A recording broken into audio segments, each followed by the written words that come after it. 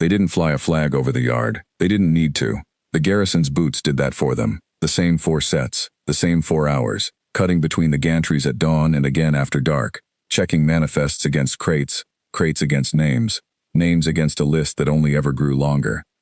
I loaded freight on the Verlin Reach for 6 years before that morning. Nobody asked me to be anything but a dockhand. I stacked what I was told to stack, signed what I was told to sign, kept my head down when the patrol walked the catwalks with their scanners raised like they were blessing the cargo instead of hunting it. That was the whole of my job. That was the whole of my life, if I'm honest about it. The crate came in on a fuel transfer from the outer belt, marked machine parts, and it sat wrong on the loading scale. Too light for its listing. I should have logged it and moved on. That was the safe thing, the trained thing.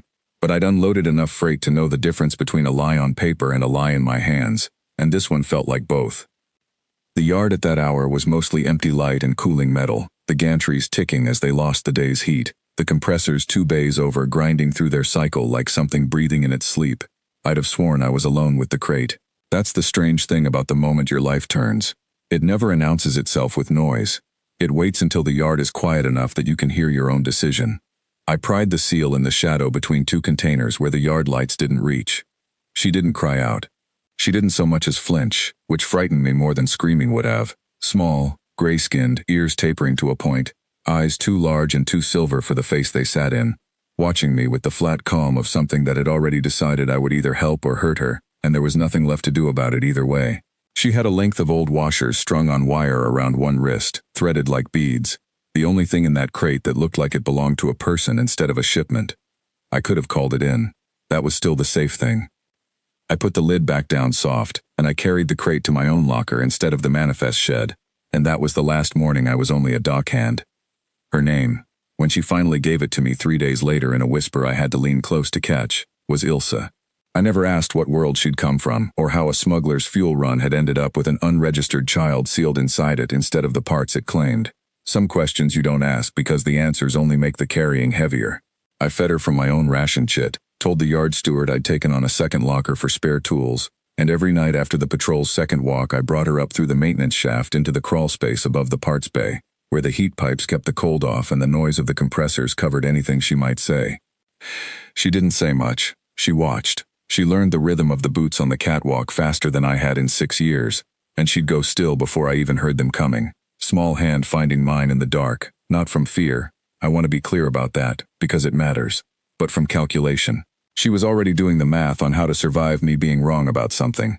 I learned her in pieces the way you learn any quiet thing, not by asking, but by noticing what she reached for and what she didn't. She wouldn't take food from an open palm, only from a surface set down and stepped back from, and it took me a week to understand that was a kindness she was doing for me, not a fear she was carrying. She didn't want my hand close enough to grab if the patrol came through the hatch behind me. She kept the washer chain wound twice around her wrist at night and unwound it during the day, like a small ritual dividing the hours she had to be careful from the hours she allowed herself to just be a child, sitting against a warm pipe, listening to a stranger talk about nothing in particular because the sound of a voice, any voice, steady and unhurried, was its own kind of shelter. The garrison tightened the sweeps in the second week. Word had come down from somewhere above the yard, a list revised, a name they wanted that wasn't on any manifest anywhere in the sector, and the patrol started opening crates that had already cleared inspection twice. 4 soldiers became 6. The scanners started reading body heat instead of just cargo tags. I watched them do it from the gantry rail, with my stomach gone to iron, and thought about how thin the crawl space's cover really was, how a heat scanner doesn't care about wire and pipes. I forged the manifest myself that night, badly, with tools meant for stripping bolts, not paper. Added a line for a maintenance apprentice under contract, backdated 3 months. Buried in a stack of transfer paperwork nobody below command rank ever read twice. It wouldn't survive a real audit. It didn't need to. It only needed to survive a tired corporal glancing at a clipboard at the end of a long shift, and I'd learned enough about tired corporals in 6 years to bet on that. They came through 2 nights later. I stood at the parts bay hatch with Ilsa behind me in a work vest 3 sizes too large, sleeves rolled to nothing, a socket wrench pushed into her small hands like it meant something, like she'd been handing me tools all week instead of hiding from the people holding the light. The corporal's scanner found her heat signature before his eyes found her face, and for one long second I watched him decide what kind of man he was going to be that night. He looked at the manifest. He looked at her, thin and gray and steady, holding a wrench she didn't know how to use. and at me, standing between them the way I'd have stood between anything. "Apprentice," he said. Not a question. A word he'd decided to believe because believing it cost him nothing, and the alternative cost him a report he didn't want to write. He moved on down the row. I didn't breathe again until the sound of his boots had gone all the way to the far hatch and back out into the yard.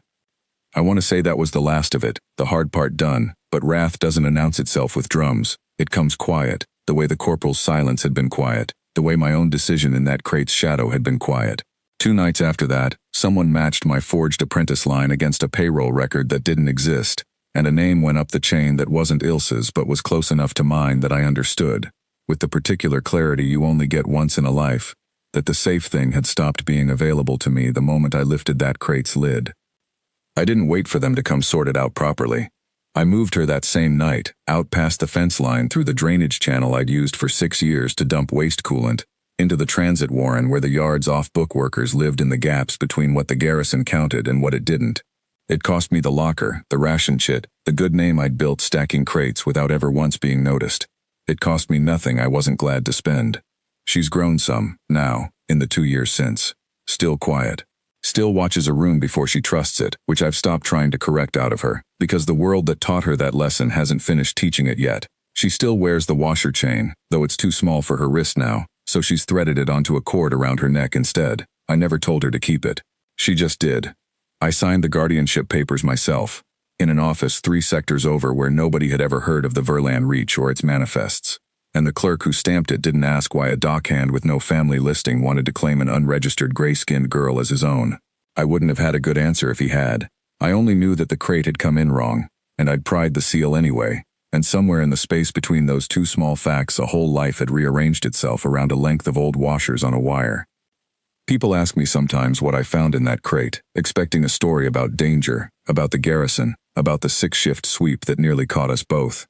I understand why they want that version. A corporal, a scanner, a forged line of paperwork, the kind of thing you can admire from a safe distance and set back down. But that was never the part that changed me. The part that changed me was smaller, and it happened before any soldier ever raised a scanner in my direction. The moment I chose to pry a seal instead of logging a crate, in a yard quiet enough to hear myself decide. Everything after that was just the world finding out what I'd already settled. I tell them the truth instead, because it's simpler, and it's the only part that ever mattered. It wasn't contraband I was hiding. It was her.